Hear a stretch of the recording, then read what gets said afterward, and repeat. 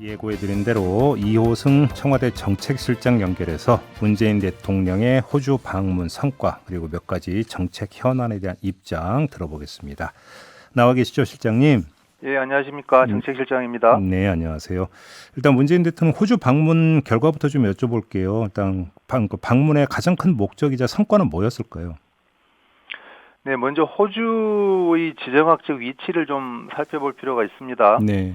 호주는 태평양 쪽에서 지구 남반구의 맹주에 해당하는 나라라고 할 수 있습니다. 예. 국토 면적이 남한의 80배 정도에 육박할 정도로 거대한 크기의 영토를 가지고 있고 자원 부국입니다. 네. 그리고 역사적으로 보면 6.25 때 참전을 해준 혈맹이고 또 경제적으로는 광물이라든지 1차 산업 위주로 산업 구조를 가지고 있기 때문에 이제 제조업과 수출 위주인 한국과는 상호 보완적으로 윈윈의 경제 관계를 형성하고 있습니다. 네. 수교 60주년이 올해고요. 호주가 이제 작년 초에 국경을 폐쇄한 이후로 첫 번째 외국 정상의 방문으로 초청을 한 것입니다. 특히 양국 정상이 함께 작년과 올해 연속해서 G7 회의에 초대를 받아서 회담을 가졌는데요. 그 두 번 회담을 통해서 이번 방문 계기가 만들어졌다고 봅니다. 최근 세계 경제는 자유무역에 기초한 세계화 흐름이 흔들리고 있는데 코로나 영향도 있고 탄소 중립도 이행해야 되기 때문에 공급망 불안이라는 새로운 위험이 이제 직면하고 있고요. 이번 대통령 순방에서 철광석과 석탄 같은 자원 에너지 중심의 교역 수준을 넘어서서 미래 산업의 필수 소재라고 할 수 있는 뭐 니켈, 코발트, 히토류와 같은 핵심 강물에 대한 공급망 협력을 제1번으로 목적을 두고 이제 방문하신 겁니다. 뭐 호주가 지금 K9 자주포도 그 수입하기로 해서 이제 화제가 됐던데 왜 수입을 하는 거예요, 호주는? 호주는 이제 알려진 대로 오커스라든지 파이브 아이즈에 참여하고 있는 국가입니다. 그런 국가에 이제 1조 원 규모의 자주포 무기 시스템을 수출하게 된 것인데요. 우리 이제 방산의 대외 경쟁력을 보여주는 의미 있는 성과라고 보이고요. 최근에 아랍에미레이트에 이제 4조 원 규모의 천궁2 미사일 체계를 수출하지 않았습니까?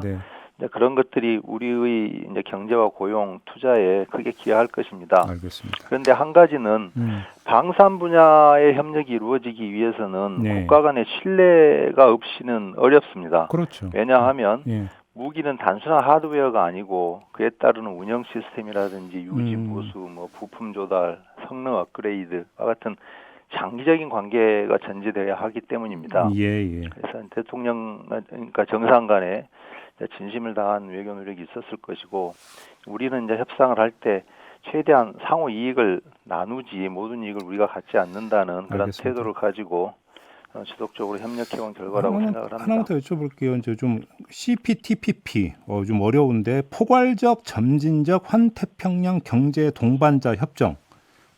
용어가 길어가지고 아무튼 근데 홍남기 경제부총리가 이 협정에 그 문재인 정부 임기 내에 가입 신청서를 낼 거다 이렇게 이제 언급을 했는데요. 혹시 한 호주 정상회담에서도 이게 의제로 좀 올라가 있었던 겁니까? 그것은 아니었던 것 같고요. 그건 아니고. 왜냐하면 호주는 기 CPTPP에 가입한 나라고 가입국 중에서 주요국입니다. 그래서 이제 호주 정상도 한국의 CPTPP 가입을 환영한다라는 이제 그 성명을 내주었고요. CPTPP에 대해서는 통상 절차법상 국내 절차가 있습니다. 공청회를 거친다든지 국회에 보고한다든지 그런 절차를 거쳐야 하고 가능하면 이제 문재인 정부 임기 내에 신청서를 이제 정식으로 제출하는 것을 목표로 진행하겠다는 계획입니다. 근데 일본이 좀 삐딱하다는 보도가 있던데 맞습니까? 아마 일본은 이제 반도체 소재에 대한 수출 규제를 하고 있는 상황도 있고, 뭐 후쿠시마산 이제 수산물에 대한 수입 규제를 우리가 하고 있기 때문에 그런 데 대한 문제 제기를 할 수 있지 않을까 그런 예상은 듭니다. 알겠습니다.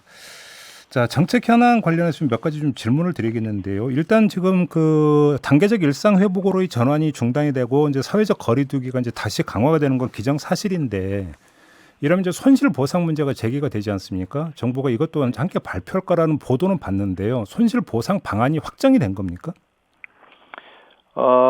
지금 거리두기 강화와 함께 같이 고려돼야 할 부분이 소상공인에 대한 손실보상인데요. 네네네. 그 부분에 대한 그 검토가 지금 마무리 단계에 있고, 네.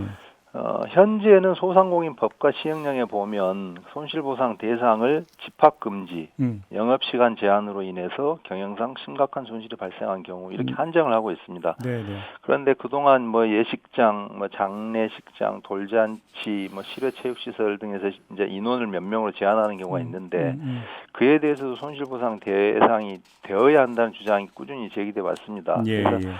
이에 대해서는 영업상의 시간을 제한하는 것과 인원을 제한하는 것을 사실상 다르게 대화하기 어렵다는 그런 관점에서 법령 개정을 검토하고 있다는 점 말씀드립니다. 그러니까요. 그렇게 되면은 당연히 이제 손실보상 대상도 이제 넓어지게 되는 건데 지금 내년 그 손실보상 대상 예산으로 한 2조 원 정도가 편성이 되어 있는데 네. 이거 갖고 되겠느냐? 그래서 정치권에 자꾸 추경 이야기가 나오는데요. 지금 정부는 혹시 추경 검토를 하고 있습니까? 이제 손실보상 예산은 내년에 2.2조가 편성이 되어 있습니다. 예. 그래서 이제 그런 쪽에서 우선적으로 이제 재원 확보를 해야 될 것이고, 만약에 네. 부족하다면 임시적인 뭐 예비비 등에서의 조치 아니면 기금 쪽에서의 뭐 확장 이런 가능한 수단은 있습니다. 추경과 관련해서는 대선을 앞두고 이제 그러니까 주요 후보와 캠프 간에 네. 100조 원 정도에 달하는 이제 거대 규모 네네. 주장까지 제기되고 있는데요. 지금은 이제 가장 빠르고 현실적인 방법을 찾아서 소상공인 어려움을 신속하게 덜어드리는 것이 정부의 최우선 목표가 돼야 한다고 보고요. 네. 지금 제가 추경에 대해서 언급할 상황은 아닙니다. 아직은 아니다. 네. 자, 그러면 이렇게 한번 질문 드려볼게요. 지금 민주당에서는 선지원 후 정산 방안을 지금 꺼내지 않았습니까? 네. 일단 그 민주당의 이런 어떤 그 방안에 대해서는 어떻게 평가를 하세요?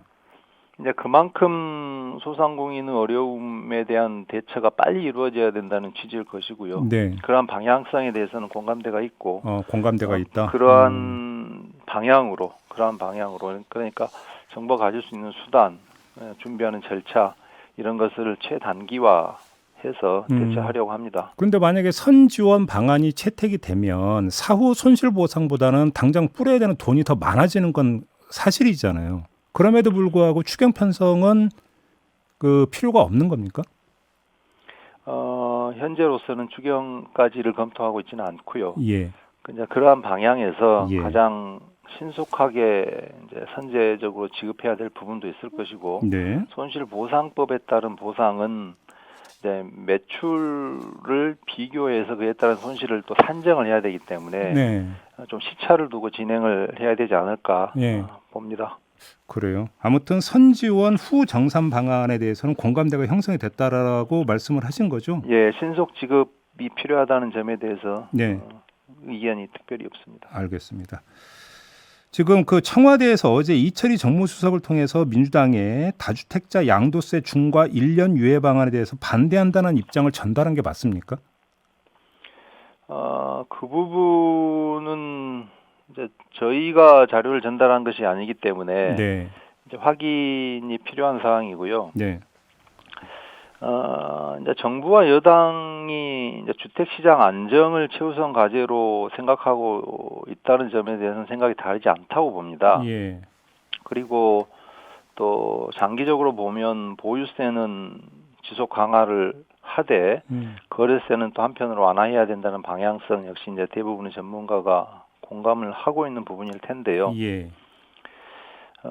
혹시 이제 종부세와 관련해서는 억울함을 호소하는 사례가 또 나오고 있기 때문에 제도 보완은 뭐 필요하다면 할 수 있다고 봅니다. 종부세는, 다만 이제 정부와 청와대는 그 지금의 주택 시장 상황이라는 것이 매우 민감하고 중요한 어떤 전환점이기 때문에 이제 다주택자 양도세 같은 어떤 그 근간에 대한 논의는 상당히 신중해야 된다. 지금 시장 안정에 모든 노력을 집중을 해야 할 때다라는 상황 판단을 하고 있다는 점 말씀드립니다. 그러면 그거는 지금 그 말씀은 완곡하게 이제 하셨지만은 좀 부정적인 입장인 걸로 그러니까 이해를 할 수밖에 없겠네요, 실장님 말씀을. 예. 정책의 선택에 있어서 그 타이밍이나 시점을 충분히 고려해야 된다는 취지입니다. 그럼 이건 방향의 문제가 아니라 타이밍의 문제입니까?